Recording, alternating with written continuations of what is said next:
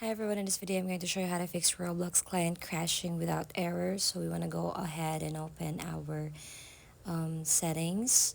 Now from there, just tap settings and then go ahead on your graphic mode here. From manual you set it to automatic and then tap resume.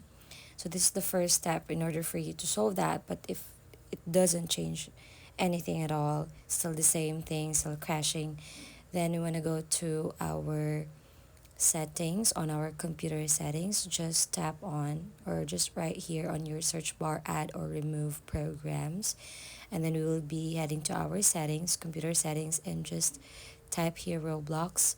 So as you can see, we have the Roblox app there. What we want to do is to uninstall the app, and then once it is now uninstalled, then it will say here Roblox has been uninstalled. Then we want to go back to the roblox.com and just choose any game in there, and we want to download this again on our computer. So just wait for it to load and get ready. So once you receive this download and install Roblox, just tap on it and then you'll got receive that file in there in the upper right corner of your computer, and just start loading that and install again the Roblox. And in this, hopefully the crashing won't be happening again on your Roblox experience.